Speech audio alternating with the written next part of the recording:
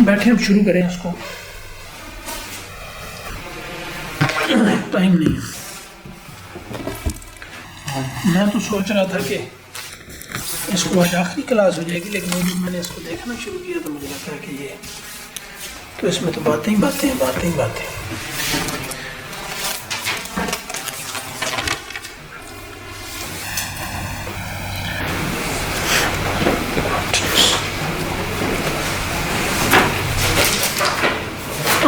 اعوذ باللہ، نہیں ابھی 1 منٹ رہتا ہے۔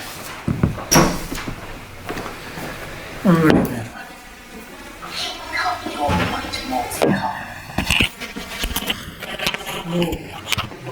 مہربانی۔ آپ کی کال دیکھتی، موبائل بند تھا تو اس کو چلانے 5-10 منٹ لگ گئے، تب تک آپ کا میسیج آ چکا تھا گروپ میں۔ آپ نے کہا تھا کہ وہ میسیج کر دوں کہ آج کلاس نہیں ہو سکی، لیکن کر ہی میں وہ کچھ وہ اس دن کچھ پتہ نہیں، میں ایک سی جگہ پہ پھنسا تھا کہ وہ میرے پاس ادھر کو جناب۔ اعوذ باللہ من الشیطان الرجیم، بسم اللہ الرحمن الرحیم۔ آج مجھے تھوڑا سا، جب یہ آج شعر تو ہم نے یہ پڑھنا ہے، کلزم ہستی سے تو ابھرا ہے مانند حباب، اس زیاں خانے میں تیرا امتحان ہے زندگی۔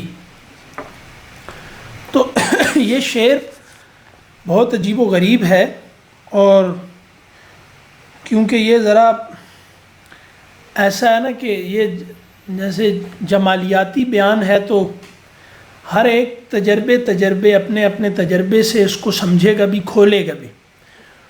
وہ ایک لفظ بولتے ہیں، وہ ہمیشہ مجھ سے نہیں پڑھا جاتا، چونکہ وہ اردو اور پنجابی میڈیم اور یہ وہ اس میں پڑھ کر آئے نا، تو اب یہ ہو گیا کہ وہ لفظ نہیں بولا جاتا۔ وہ کیا پڑھتے ہیں اس کو، اب میں پڑھتے تھے ایکوینٹنس، تو اب یہ ہے ایکوینٹنس پرنسپل، پتہ نہیں اس طرح سے کچھ بولتے ہیں۔ یہ ہے جمالیات سے متعلق، کہ جیسے جمالیاتی تجربہ ہر فرد کا فرسٹ ہینڈ ہونا چاہیے تجربہ، یہ فرد سے فرد میں منتقل نہیں ہوتا، حسن کا براہ راست یا جمالیات کا تجربہ ہونا چاہیے، اور وہی تجربہ پھر وہ ہے۔ اب جناب اس میں پہلے ہم آج یہ کام کریں گے کہ خضر راہ جو شاعر سے گفتگو کر رہے ہیں، جس کے جواب میں زندگی کا یہ ساری بات ہوئی، زندگی کیا ہے اور وہ سارا، اس کو ہم ایک دفعہ سرسری پڑھ لیتے ہیں، کہیں درمیان میں بات زیادہ کرنے کی میرا خیال ہے اس میں ضرورت نہیں پڑے گی انشاءاللہ۔ لفظ تو بھی سادہ ہیں۔ ساحل دریا پہ میں ایک رات تھا محو نظر۔ تو یہ شاعر کہہ رہا ہے، یہ بالکل اس نظم، یہی نظم ہے، اس کے عنوانات ہیں کئی، تو ایک زندگی، سلطنت اور یہ۔ ساحل دریا پہ میں ایک رات تھا محو نظر، دریا کے ساحل پر میں غور و فکر کر رہا تھا کچھ۔ گوشے دل میں چھپائے ایک جہان اضطراب، بے چینی تھی ایک جہان اضطراب۔ گوشے دل میں، اب اتنا چونکہ ہم میرا خیال ہے پرائمری اسکول کی سطح پہ نہیں اترے اس کو پڑھتے ہوئے تو اچھا ہے۔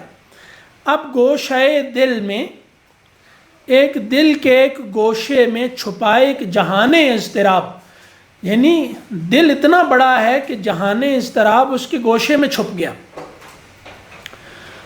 شب سکوت افزا ہوا،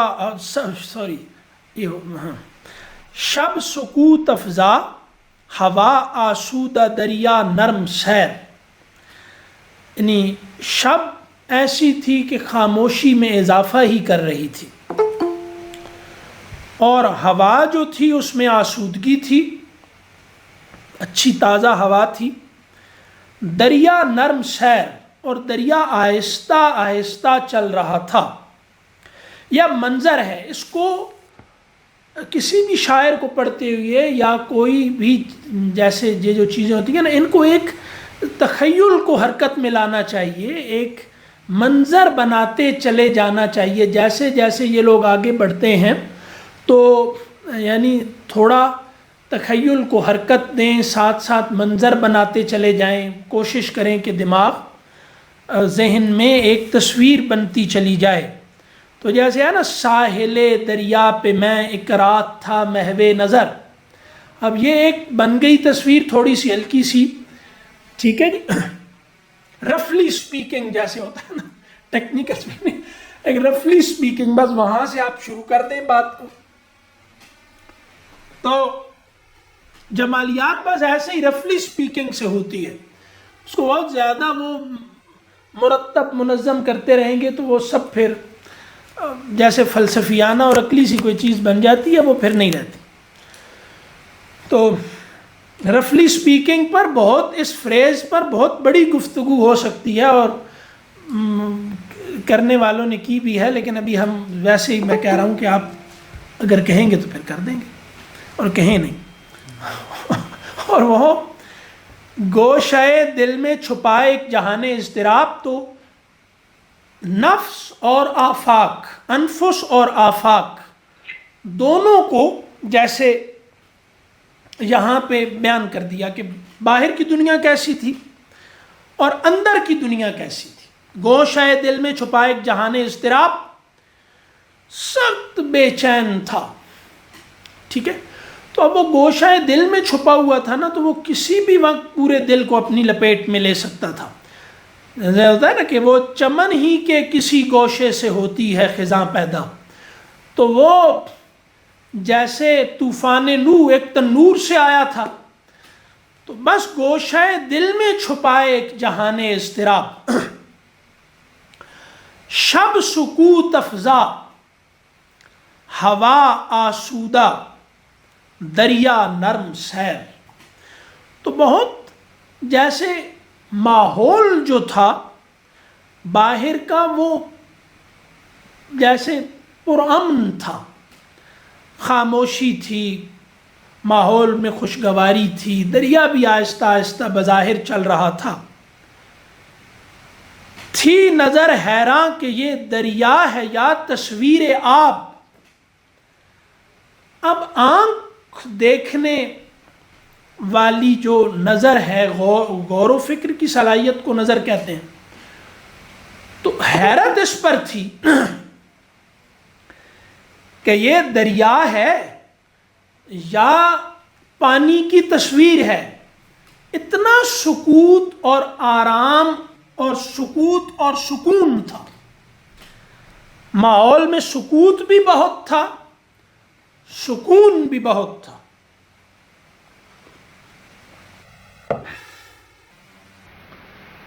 تو تھی نظر حیران کہ یہ دریا ہے یا تصویر آب. تو پہلے مصرے کی وضاحت دوسرے شعر میں کی ہے. ساحل دریا پہ میں ایک رات تھا محو نظر. تو اب اس کی ایک جیسے وہ ہے، شب سکوت افزا ہوا آسود دریا نرم سیر.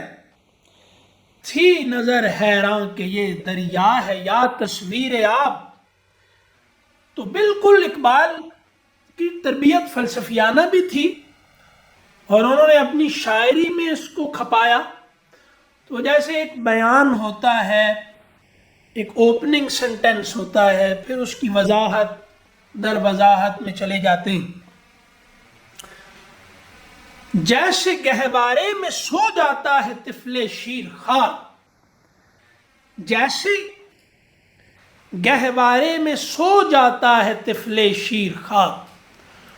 تو یہ ایسا دریا آرام سے، اتنی طغیانیوں والا دریا، اتنے طوفانوں والا دریا، اتنا نرم چل رہا تھا. جیسے طفل شیر خوار گہوارے میں سو جاتا ہے. دودھ پینے والا گورا چٹا بچہ، دودھ والی بوٹی کہتے ہیں نا، کہ وہ جیسے ہوتا ہے نا کہ اس کی دودھ کی بوٹی ہے، بھولا بھالا معصوم سا چہرے پہ ایک معصومیت ہوتی ہے. تو وہ طفل شیر خار جیسے گہوارے میں، اندھیرے میں دریا ایسے تھا پڑا ہوا جیسے گہوارے میں سو جاتا ہے طفل شیر خار، ایک شرارتی بچہ جیسے سو جاتا ہے پنگوڑے میں۔ موج مضطر تھی کہیں گہرائیوں میں مست خواب، تو جو ایک اضطرار کی اور تڑپ کی موج اٹھتی ہے وہ اس دریا کی گہرائیوں میں کہیں تھی، جیسے وہ سویا ہوا بچہ، اس میں موج مضطر جیسے سو جاتی ہے، جب جاگتا ہے تو اپنی تمام توانائیوں سمیت جیسے وہ لہریں اٹھتی ہیں اس کے اندر، تو وہ موج مضطر تھی کہیں گہرائیوں میں مست خواب۔ تو اس دریا کی بے چینیاں کہیں گہرائیوں میں چلی گئی تھیں آرام کرنے کے لیے۔ لہر کیا ہوتی ہے یہ ابھی عرض کریں گے، اس کا ایک بڑا زبردست معنی ہے لہر کا۔ لہر بہت عجیب شے ہوتی ہے، لیکن وہ آگے جائیں گے نا جب اس شعر پہ، تو پھر لہر پہ بات کریں گے۔ تو موج مضطر گہرائیوں میں سطح سے گہرائی میں چلی گئی تھی۔ کیوں چلی گئی تھی یہ یار یہیں واضح کر دینا چاہیے۔ وہ یہ اس لیے چلی گئی تھی کہ دریا کی سطح پر کوئی نمودار نہیں تھا۔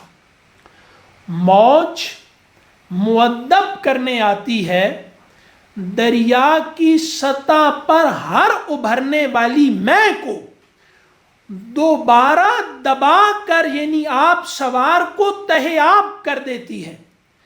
جو اپنے وجود کا اظہار دریا کی سطح پہ کرتا ہے، لہر اٹھ کر دوبارہ اس کو دریا میں غرق کر دیتی ہے۔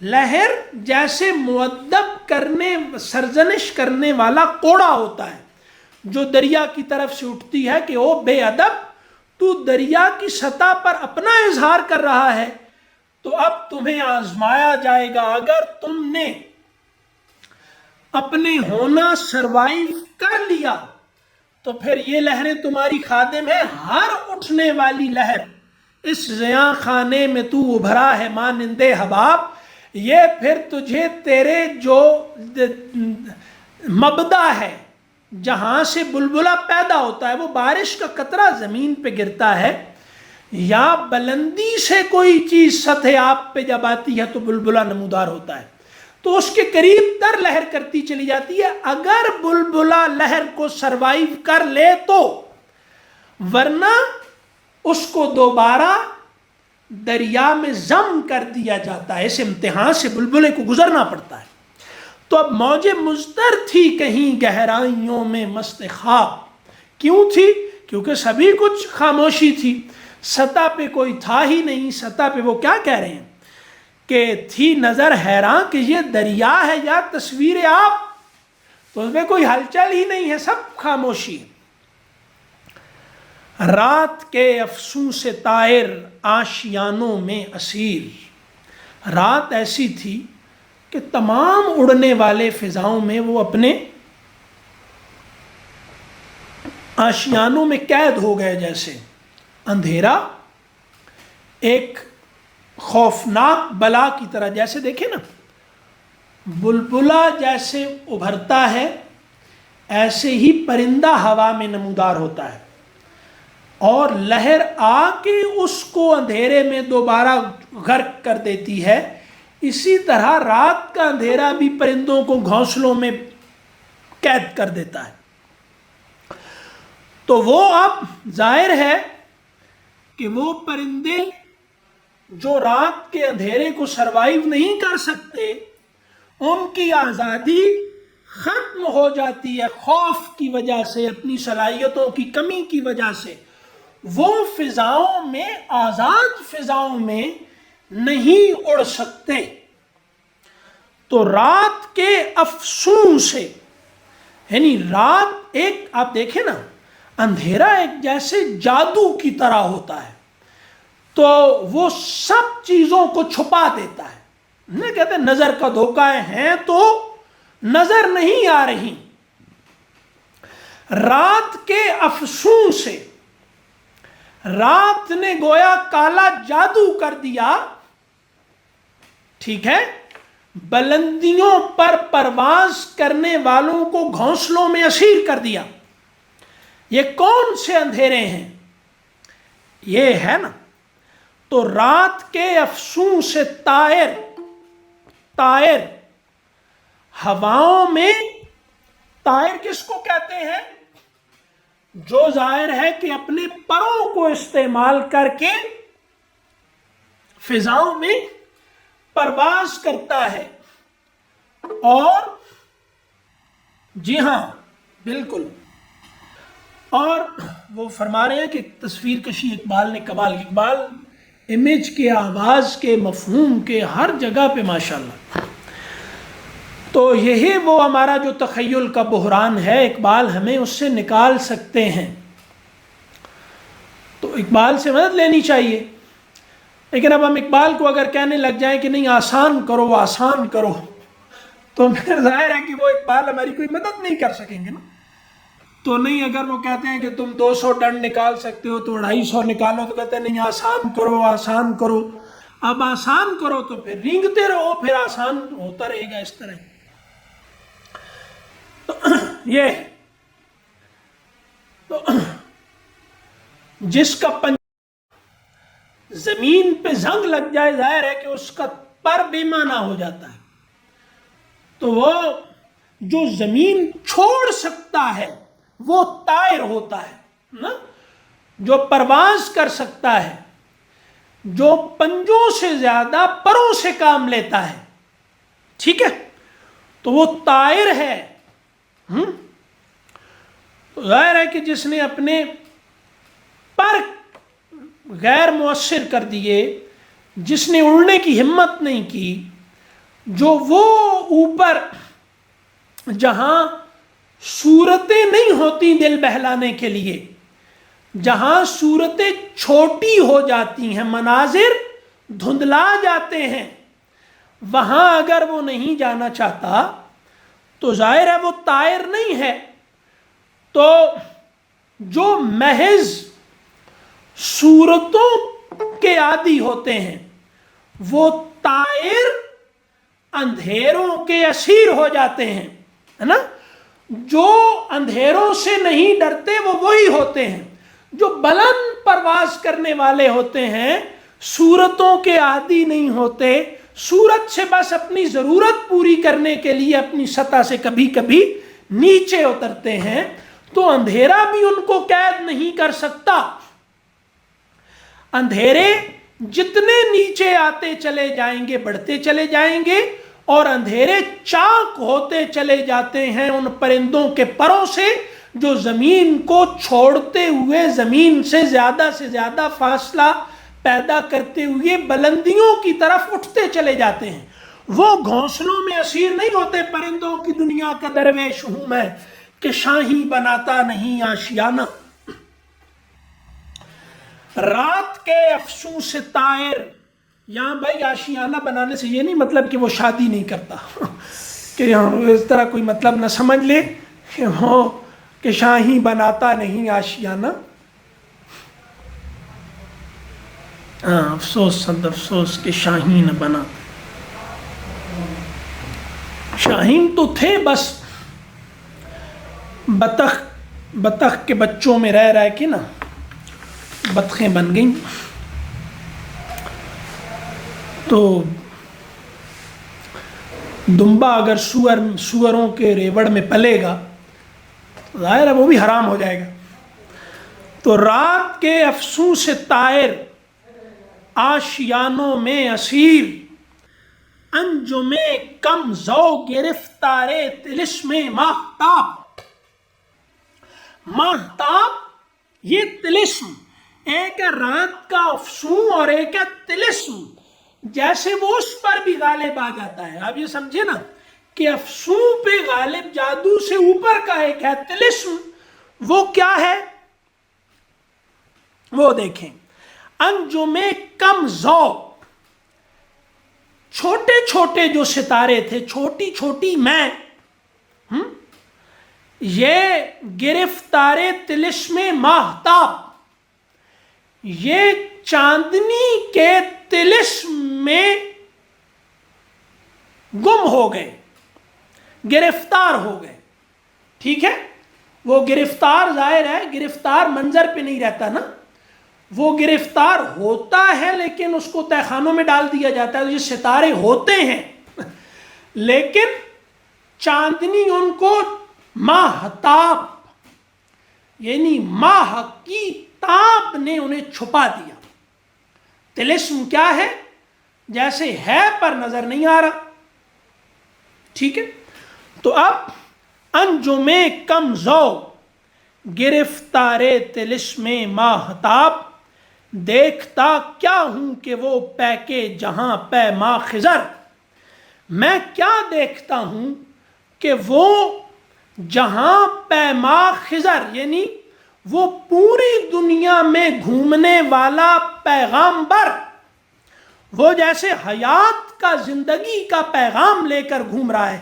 سبز ہے نا، سبز، وہ وہاں آیا نا، بہت اچھا ہے کہ وہاں آج ہم پڑھتے، لیکن میرا دل تھا کہ پہلے اس کو پڑھ لیتے. کلزم ہستی، کلزم ریڈ سی کا اصل میں نام ہے.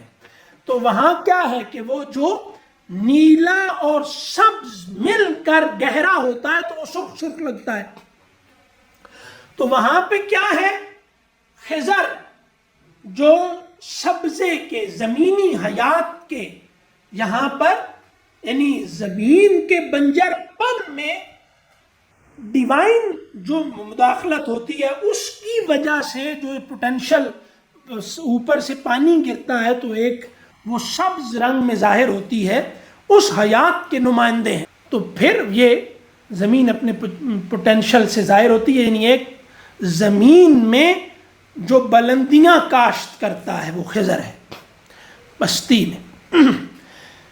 جس کی پیری میں ہے مانند سحر رنگ شباب، مانند سحر رنگ شباب ظاہر ہے وہ زرخیزی کی علامت ہے. جس کی پیری میں ہے تو وہ پرانے، بہت بوڑھے ہیں بظاہر لگتے، تجربہ کار ہیں، لیکن مانند سحر رنگ شباب تو بالکل اس طرح ہیں جیسے صبح نئی نمودار ہو کر زندگی دیتی ہے رات کے اثر سے نکال کر اس کائنات کو. وہ اس طرح ہے کہ تازہ حیات بخشنے والا بزرگ کہہ رہا ہے مجھ سے، اے جویائے اسرار ازل، وہ مجھ سے کہہ رہا ہے کہ تو جو ازل کے اسرار کی زندگی کیا ہے، حیات کیا ہے، خالق کون ہے، یہ جو تو کہاں سے آغاز ہوا زندگی کا، زندگی کی اصل کیا ہے، یہ سب چیزیں کیا ہے. جویائے، وہ پانی کے کنارے تھے نا، ساحل دریا پہ میں ایک رات تھا محو نظر. تو پانی جیسے حیات کا مبدا سمجھا جاتا ہے، زندگی کا آغاز سمجھا جاتا ہے، اپنی گزران میں وقت کی طرح ہے، دریا میں مکان کی طرح ہے، گزران میں ٹائم کی طرح ہے، اور اپنے ہونے میں دریا میں سپیس کی طرح ہے.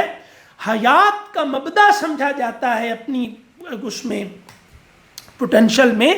تو اے جویائے اسرار ازل، یہ جو تمام روانی ہے، یہ جو تمام ہونا ہے، یہ جو ایگزسٹنس میں مرور ہے، یہ سارے کا سارا اس کی اصل کیا ہے، یہ دریا کہاں سے شروع ہوا، کس سمندر میں گرے گا، یہ سب کیا ہے. تو راستے میں عارضی ہریالیاں کرتا ہوا یہ اپنی اصل سے پھر ایک منزل کی طرف رواں دواں ہے. تو یہ اس کا مبدا اور اس کی انتہا، یہ دونوں کی دونوں ابتدا و انتہا کیا ہم اصل ہیں، یہ کیا ہے، جہاں سے شروع ہوا یہ کیا وہیں دوبارہ جا رہا ہے، یہ سب یہ کیا ہے.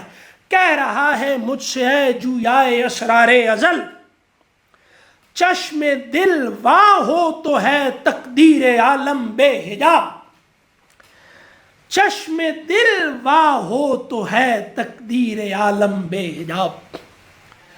دل کو پھاڑ کے دیکھیں نا تو ایسے لگے گا جیسے کوئی لوتھڑا سا ہے، ایک لہو کی رگیں شگیں بنی ہوئی ہیں یہ سب، لیکن ہر چیز تب اپنے آپ کو ظاہر کرتی ہے جب وہ اپنے آپ کو ظاہر کرنے والے سے جڑ جاتی ہے نا، اپنی اصل سے جڑتی ہے۔ تو آپ مرد اور عورت کا اکیلا اکیلا تجزیہ کر لیں، آپ کو ان کے وجود میں بہت ساری چیزوں کی سمجھ ہی نہیں آئے گی، لیکن جب یہ دونوں ملیں گے تو پتہ چلے گا کہ ان کے اندر جو وجود میں آرگنز ہیں ان کی اہمیت کیا ہے۔ تو دل کے اندر بہت کچھ ہے، لیکن اگر آپ دل کو اس سے نہیں جوڑیں گے جس سے جڑ کر یہ کچھ ظاہر کرتا ہے، تو یہ دل بس ایک اپنے عارضی اور فوری جو مقاصد ہیں وہی آپ پہ ظاہر کرے گا کہ یہ بس خون پمپ کرنے والی کوئی مشین ہے، لیکن اس سے زیادہ بھی اس کا کوئی مقصد ہے تو یہ بس تب ہی آپ پہ ظاہر ہوگا۔ دل کی ایک اوپر کی جو اس کے اندر وہ پراسراریت ہے یا اسرار ہیں وہ تبھی کھلیں گے جب یہ اس سے جڑے گا جو ازل کا بھی خالق ہے اور ابد کا بھی خالق ہے۔ چشم دل واہ ہو تو ہے تقدیر عالم بے حجاب۔ تقدیر یہی ہے کہ اس کا ایک اندازہ متعین ہے، سب کچھ اس کے مطابق چل رہا ہے، اور یہ ساری کی ساری تقدیر عالم بے حجاب ہو جائے گی۔ تقدیر جیسے پردہ پڑا ہوا ہے کہ کیا ہونے والا ہے، کیا ہوا، یہ دونوں پردے ہیں۔ تقدیر واقعہ بن گئی وہ ماضی ہے، اور تقدیر ابھی واقعہ بننی ہے یہ مستقبل ہے۔ حال میں حال پڑتا ہے ایسے ان دونوں کے درمیان، ٹھیک ہے؟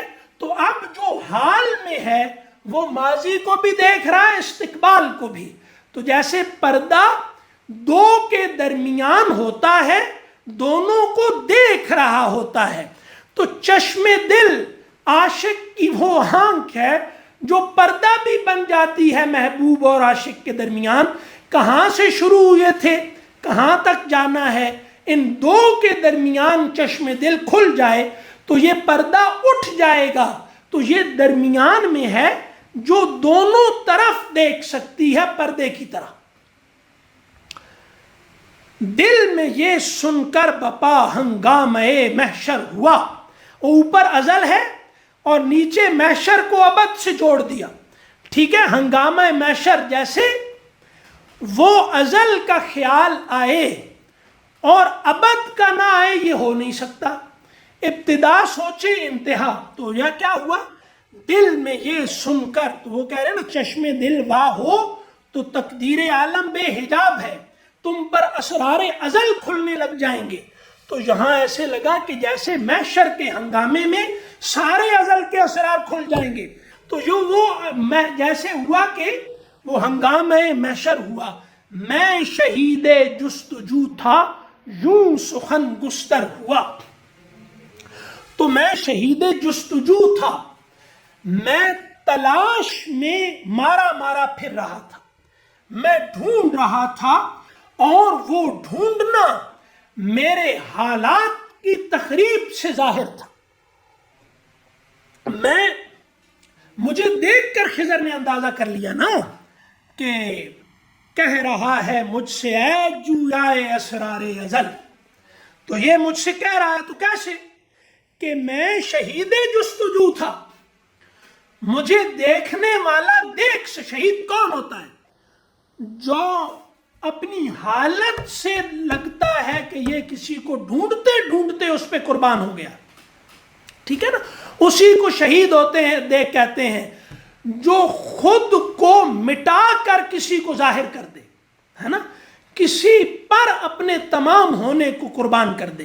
تو اب وہ کیا ہے کہ میں ڈھونڈ رہا تھا جستجو کر رہا تھا، اور یہ جستجو میرے تمام حالات سے ظاہر تھی، میری ایک ایک حالت اس سے ظاہر ہو رہا تھا کہ میں کچھ ڈھونڈ رہا ہوں، اور آپ کیا ڈھونڈ رہے ہیں شدت طلب سے یہ بھی ظاہر ہو جاتا ہے۔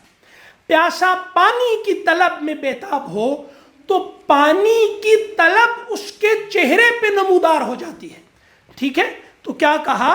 میں شہید جستجو تھا، یوں سخن گستر ہوا، یعنی میں نے یوں بات کرنی شروع کر دی، اے تیری چشمے جہاں بھی پر وہ طوفان آشکار، اے تیری چشمے جہاں بھی پر وہ طوفان آشکار، جن کے ہنگامے ابھی دریا میں سوتے ہیں خاموش، کہ اے تیری چشمے جہاں بھی، جس آنکھ سے، اے وہ کہ جو جس کی آنکھ پورے جہاں کو دیکھتی ہے، اور اس کی آنکھ پر وہ طوفان بھی ظاہر ہیں جن کے ہنگامے ابھی دریا میں سوتے ہیں خاموش، کہ وہ ہنگامے جو ابھی آنے والے ہیں۔ تو ماضی کو جانتا ہے، تو ماضی، سارے ماضی کو جانتا ہے، لہذا تو مستقبل کو جانتا ہے، ٹھیک ہے؟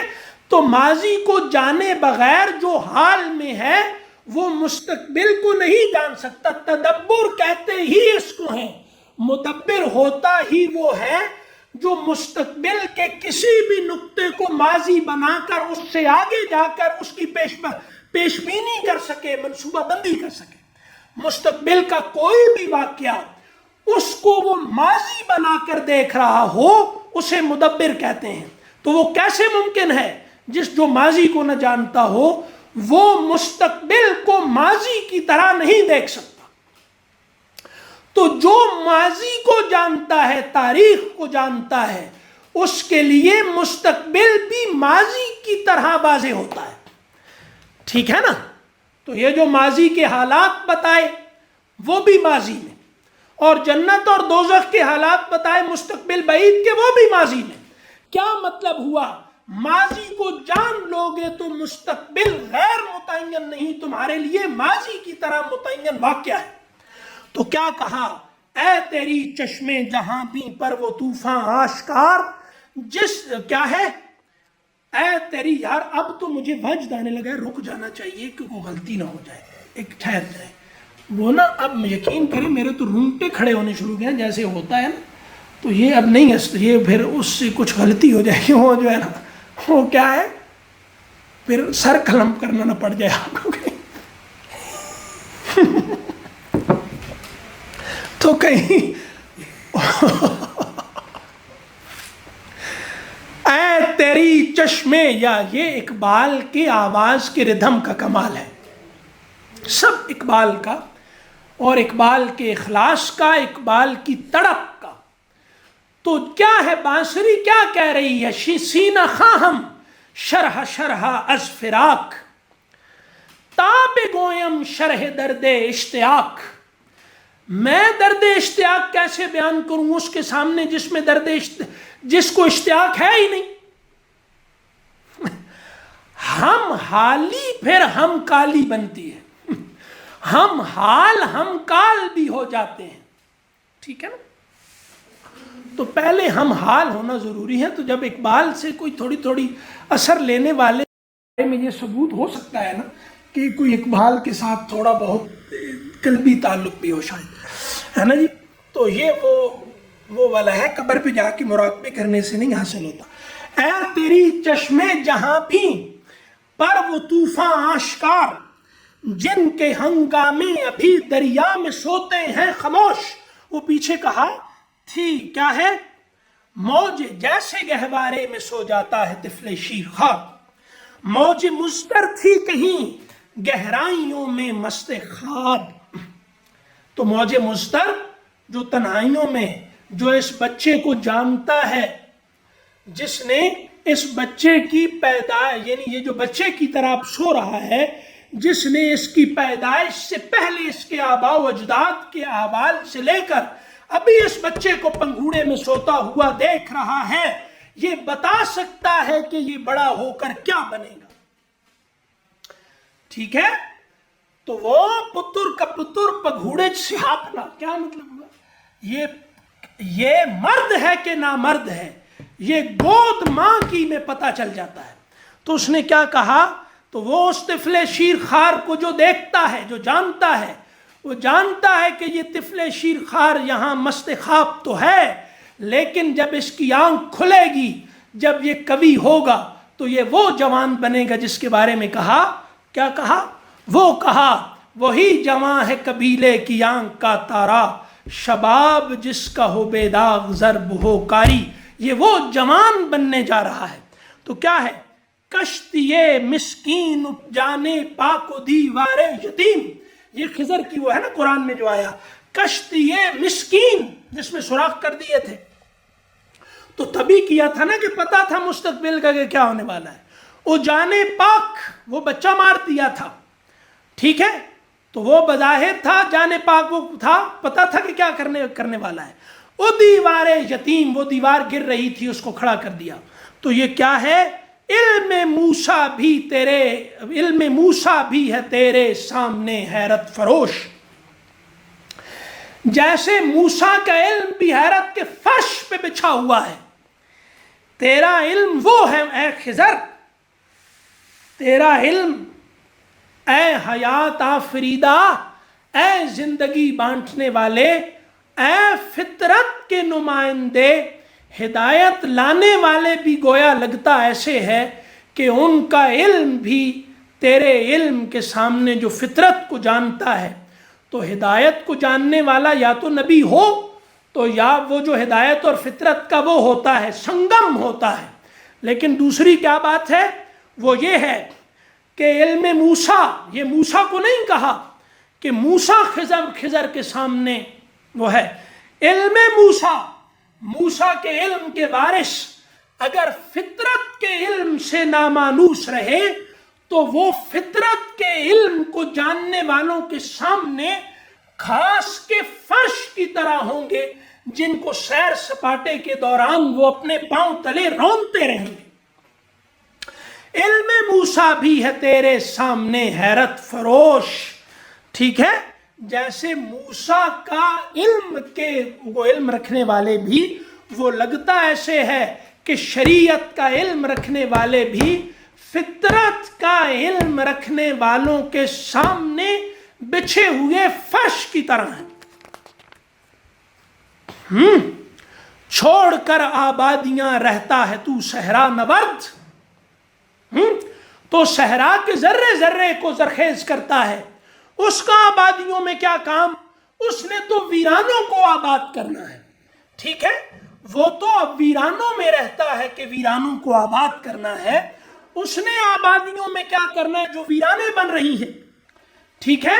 وہ خضر ہے تو وہ اسرائیل کی حدود میں مداخلت نہیں کرتا علیہ السلام، وہ آبادیاں ہیں جہاں پر موت کاشت کی جا رہی ہے، اور وہ ویرانے جو صحرا کا ذرہ ذرہ اس کو زندگی بخشنی ہے خضر نے، صحرا کے ذرے جو بانجھ پن میں پتھروں کی طرح ہوتے ہیں، اور وہ پتھریلی زمین کے بے تحاشا جیسے پتھر ہیں چھوٹے چھوٹے، ان میں زندگی کی کوئی حیات کی نمود کی کوئی راستہ نہیں ہوتا۔